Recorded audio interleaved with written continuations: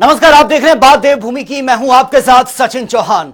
भारत के star javelin thrower Neeraj Chopra ने Paris Olympic 2024 में भारत को पहला सिल्वर मेडल यह दिलवाया है और इसके बाद पूरे देश में खुशी का माहौल है। आपको बता दें कि नीरज ने इससे पहले टोक्यो ओलंपिक में गोल्ड मेडल अपने नाम किया था, लेकिन इस बार उन्हें रजत मेडल से ही संतोष होना पड़ा है। बिल्कुल, देखो, कंट्री के लिए जब भी मेडल जीतते हैं उसकी खुशी तो होती है, लेकिन वही है कि पर्सनली मतलब मेडल की बात अलग है, लेकिन अब टाइम है इम्प्रूवमेंट करने का थ्रो में भी, और जो भी कुछ इंजरी वगैरह है जो चल रही हैं उन पे अभी काम करना है, और जो कमियां हैं उनको सुधारेंगे, टीम के साथ बैठ के बात करेंगे। और अच्छा रहा है टोटली, अगर ऑल ओवर देखें तो अपनी इंडिया की परफॉर्मेंस अच्छी रही है। टोक्यो के साथ वही गोल्ड या ब्रोंज सिल्वर उन पे कंपेयर ना करें। इस बार जो एथलीट खेल रहे हैं बहुत ही मन से खेल रहे हैं, दिल से खेल रहे हैं, और ऑल ओवर परफॉर्मेंस सही रही है। ऐसे ही चेंजेस आते हैं, जरूरी नहीं है कि हर बार हमारे मेडल बढ़ते जाएं। कभी ना कभी वो टक्कर भी देते हैं, थोड़े से उससे चूक जाते हैं, लेकिन आने वाले टाइम में ये साइन है कि ऐसे ही और ज्यादा मेडल बढ़ेंगे हमारे। नहीं, बिल्कुल कंपटीशन बहुत अच्छा था, और वही है, हर किसी दिन किसी एथलीट का दिन होता है। आज अरशद का दिन था। और वही मुख्यमंत्री पुष्कर सिंह धामी ने ट्वीट भी किया है, एक्स ऐप पर उन्होंने ये पोस्ट किया। उन्होंने लिखा कि शाबाश नीरज, पेरिस ओलंपिक 2024 में मां भारती के लाल नीरज चोपड़ा जी को भाला फेंक प्रतिस्पर्धा में रजत पदक अर्जित करने पर हार्दिक बधाई, और आपके अभूतपूर्व विश्वास, लक्ष्य के प्रति अटूट निष्ठा और असीम उत्साह से ही यह संभव हुआ है। साथ ही आगे उन्होंने पोस्ट किया कि हम सभी को आप पर गर्व है, आपकी विजय यात्रा असंख्य युवाओं के लिए प्रेरणा स्रोत है। फिलहाल यहां रुकेंगे एक छोटे से ब्रेक के लिए, लौटेंगे कुछ और खबरों के साथ।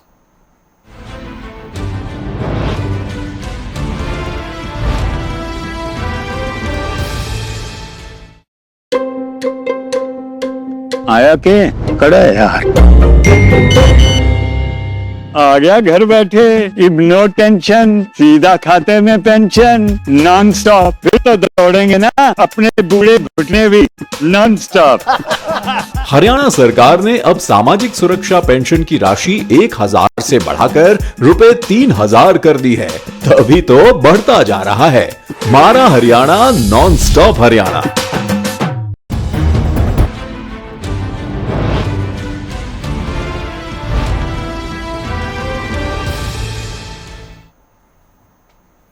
ब्रेक के बाद खबरों में आपका एक बार फिर से स्वागत है। खबरों में आगे बढ़ेंगे बड़ी खबर के साथ, और फिलहाल नई दिल्ली से यह बड़ी खबर है।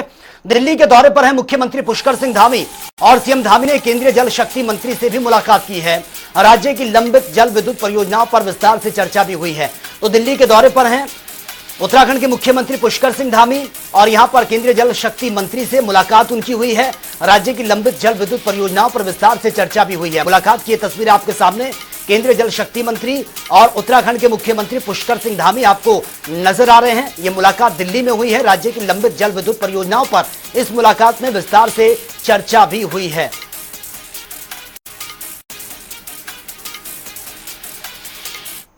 भारत सरकार में चूंकि बहुत सारे उत्तराखंड के जो प्रस्तावित हमारे काम हैं, जिनमें हमको धन आवंटन होना है, बहुत सारी योजनाएं जो आवंटित होनी है, उसमें मुख्य रूप से 21 जल विद्युत की परियोजनाएं हैं, जिनको हमारा भारत सरकार का ऊर्जा मंत्रालय और भारत सरकार का जल शक्ति मंत्रालय उन पर उस पर निर्णय करना है।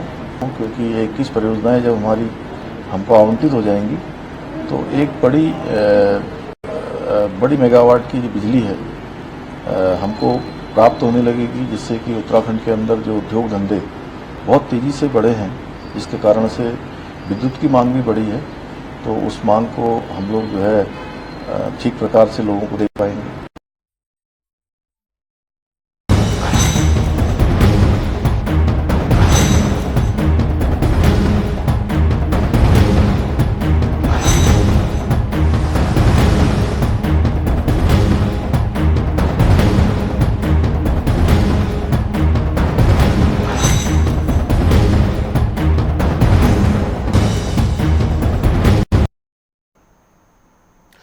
तो चलिए खबरों में आगे बढ़ लेते हैं, लेकिन बात कर लेते हैं बड़ी खबर से, और मानसून को लेकर यह बड़ी अपडेट सामने आ रही है। केदार घाटी आपदा में फंसे लोगों का जो रेस्क्यू है वो सकुशल हुआ है। मुख्यमंत्री पुष्कर सिंह धामी ने इस पर बयान दिया, 1 सप्ताह में सुचारू हो जाएगा केदारनाथ यात्रा मार्ग। केदारनाथ यात्रा मार्ग को सुचारू करने का काम युद्ध स्तर पर इस वक्त चल रहा है।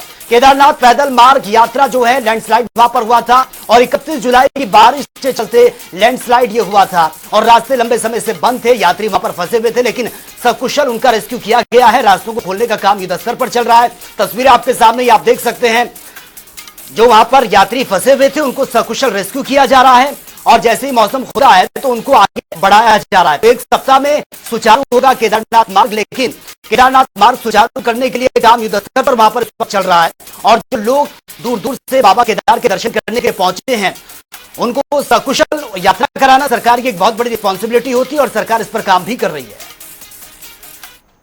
ऑपरेशन तो लगभग पूरा हो चुका है और अधिकांश लोगों को वहां से निकाला जा चुका है।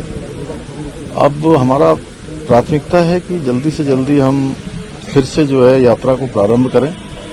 मौसम जैसे ही ठीक होता है तो तेज गति से काम होगा। उसमें हमको भारत सरकार की भी सभी एजेंसियों का सहयोग मिल रहा है, राज्य सरकार की सभी एजेंसियां काम कर रही हैं, सारे जिला प्रशासन के लोग हैं, आपदा प्रबंधन के लोग हैं, SDRF, NDRF और ऐसे कठिन समय में हमारे सभी प्रतिनिधिगण, पंडा पुरोहित समाज के लोग, हमारे पंचायतों के प्रतिनिधि, अन्य प्रतिनिधि, व्यापार मंडल से जुड़े हुए लोग, सामाजिक संगठनों के लोग, सब लोग आगे आकर जो है इस पूरे अभियान में सबने मदद।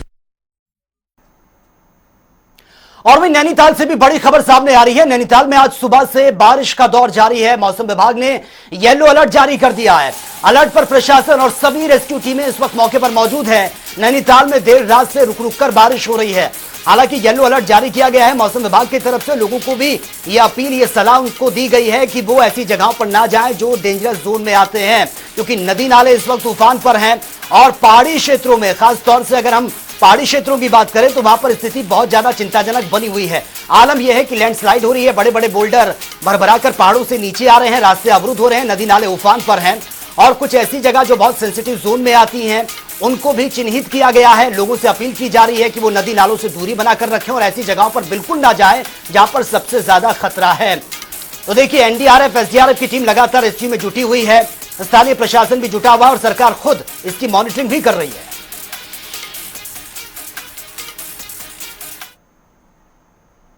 और आगे बढ़ते हैं एक और बड़ी खबर के साथ। टनकपुर से यह बड़ी खबर है। तेज बहाव में बरसाती नाले में एक जीप बह गई है। एक महिला की मौत की खबर बताई जा रही है। 5 को अस्पताल पहुंचा दिया गया। टनकपुर पूर्णागिरी मार्ग पर बरसाती नाले में यह जीप बही है। बड़ा हादसा यह हुआ। ये तस्वीरें आप देख सकते हैं। पहाड़ों पर भारी बारिश के चलते नदी नाले इस वक्त तूफान पर हैं, लेकिन लोग फिर भी समझदारी से काम नहीं ले रहे हैं। ये आप देख सकते हैं, ये वो जीप है जिसमें बताया जा रहा है कि जो लोग इसमें सवार थे उनमें से एक महिला की मौत की खबर सामने आ रही है। हालांकि जो 4-5 लोग थे उनको फिलहाल अस्पताल में भर्ती किया गया है। इस वक्त नदी नाले उफान पर हैं। ये तस्वीरें विचलित कर देने वाली हैं। नदी नाले इस वक्त तूफान पर हैं क्योंकि पहाड़ों में लगातार बारिश हो रही है। मैदानी इलाकों में जो नदियां आ रही हैं वहां पर भी स्थिति चिंताजनक बनी हुई है। और ये टनकपुर की तस्वीर आपके सामने, जो जीप तेज भाव में बहती चली गई, इसमें जो लोग सवार थे, बताया जा रहा है कि एक महिला की मौत हो चुकी है। 4-5 लोग जो इसमें और बैठे हुए थे उनको अस्पताल में फिलहाल भर्ती किया गया है, जहां पर उनका इलाज चल रहा है। तो ये तस्वीरें आप देखिए और बार बार प्रशासन की तरफ से अपील भी की जा रही है कि ऐसी जगहों पर जाने से बचें, क्योंकि लगातार बारिश हो रही है, नदी नाले उफान पर हैं, पहाड़ दरक रहे हैं। स्थिति ये है कि भारी नुकसान, लगातार भारी नुकसान की खबरें सामने आ रही है। तो ये तस्वीर आप देख सकते हैं पूर्णागिरी मार्ग पर बरसाती नाला जिसमें ये जीप बह गई थी। हालांकि एक महिला की मौत की खबर है, 5 लोग जिनको अस्पताल में भर्ती किया गया है। आप देख सकते हैं कि ये नदी किस तरह से उफनती हुई नदी, और लोग फिर भी इनमें जाने से गुरेज नहीं करते हैं, अपनी जान जोखिम में डालकर सफर कर रहे हैं और बार बार प्रशासन की तरफ से अपील भी की जाती है कि ऐसी जगहों से बचें।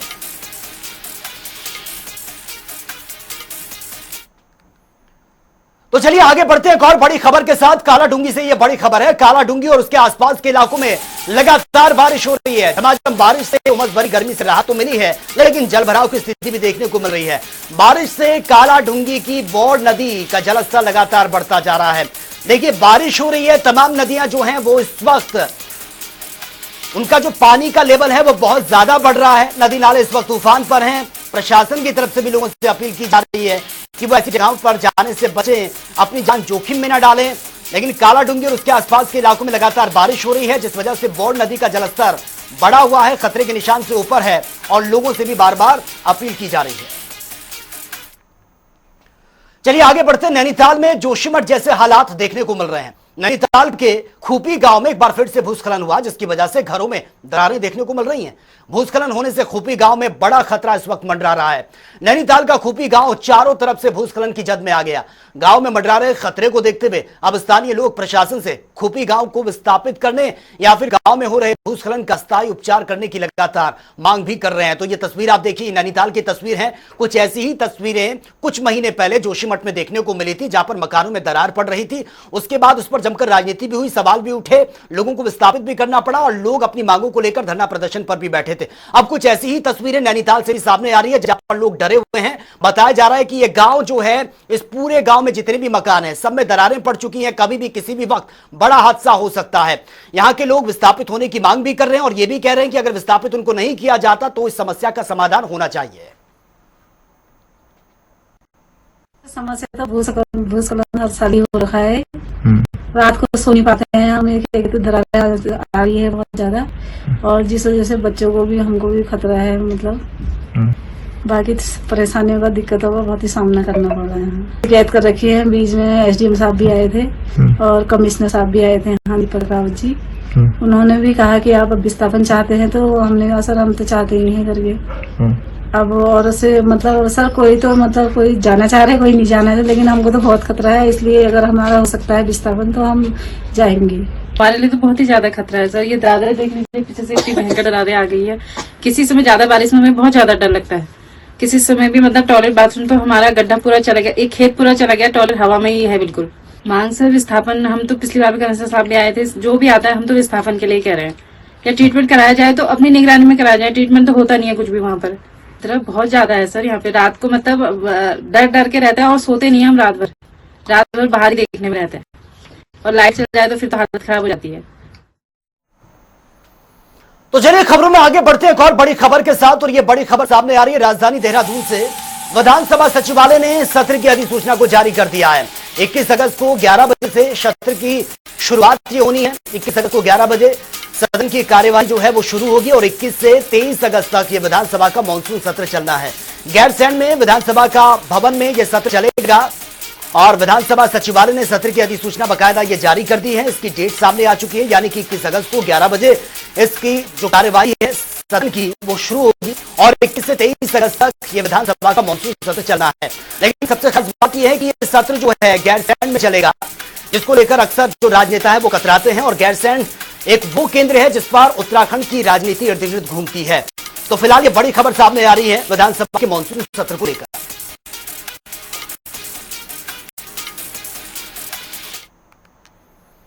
तो चलिए आगे बढ़ते हैं एक और बड़ी खबर के साथ। तो फिलहाल ये एक और बड़ी खबर सामने आ रही है, ये बड़ी खबर आप तक पहुंचा रहे हैं इस वक्त। ये बड़ी अपडेट 38वें राष्ट्रीय खेलों को लेकर बड़ी घोषणा हो चुकी है। खेल मंत्री रेखा आर्य ने बड़ी घोषणा ये की है और अक्टूबर नवंबर के बीच में खेलों का आयोजन ये किया जाएगा। विधानसभा सत्र में प्रस्तुत होगा यूनिवर्सिटी एक्ट। ये बड़ी अपडेट सामने आ रही है। खेल मंत्री ने बकायदा अधिकारियों को निर्देश भी दे दिए हैं। खेल मंत्री रेखा आर्य ने निर्देश दिए हैं। खेलों को लेकर तारीखों का प्रस्ताव ये भेजा गया है। 38वें राष्ट्रीय खेलों को लेकर बड़ी घोषणा ये खेल मंत्री की तरफ से की गई है। खेल मंत्री रेखा आर्य ने बड़ी घोषणा ये की है इन गेम्स को लेकर और बताया जा रहा है कि अक्टूबर नवंबर के बीच खेलों का आयोजन ये किया जाएगा। हालांकि अभी डेट जो है वो डिक्लेयर नहीं हुई है, लेकिन अक्टूबर नवंबर के बीच ये खेलों का आयोजन होगा। खेल मंत्री ने बकायदा अधिकारियों को निर्देश भी दे दिए हैं। तो खेलों को लेकर तारीखों का प्रस्ताव ये भेजा जाएगा, उसके बाद ही जो डेट है वो डिक्लेयर होगी। लेकिन फिलहाल जो अपडेट सामने आ रही है इस गेम्स को लेकर, जो गेम्स होने हैं उसको लेकर खेल मंत्री रेखा आर्य ने बड़ी घोषणा कर दी है। अक्टूबर नवंबर के बीच ये खेलों का आयोजन होना है।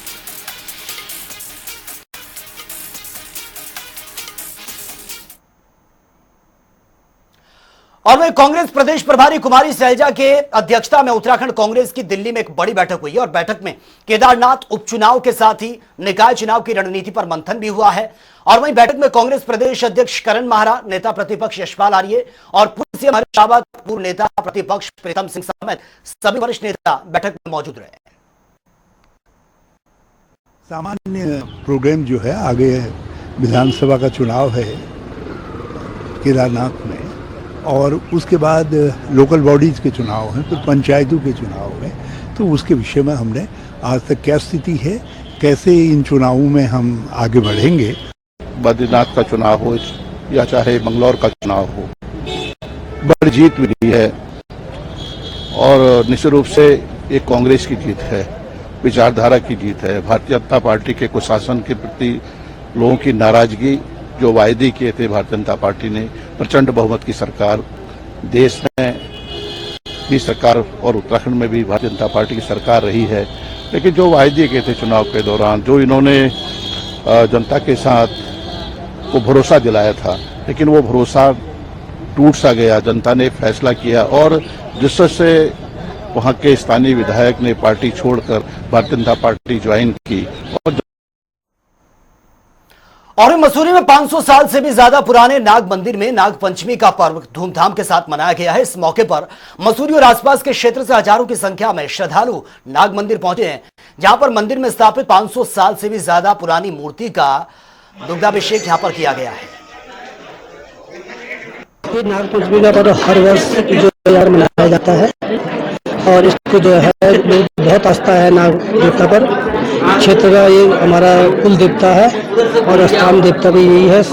तो यहाँ पर बहुत दूर दराज से लोग आते हैं, जैसे मसूरी, जौनपुर, जौनसा, देहरादून, विकास नगर, सहारनपुर, पूरे क्षेत्र से, टिहरी गढ़वाल से यहाँ हजारों की संख्या में यहाँ श्रद्धालु आते हैं और यहाँ पर जो है सभी की मनोकामनाएं पूर्ण होती है। नागराजा सभी की मनोकामनाएं पूर्ण करते हैं। इसका बहुत पुराना इतिहास है।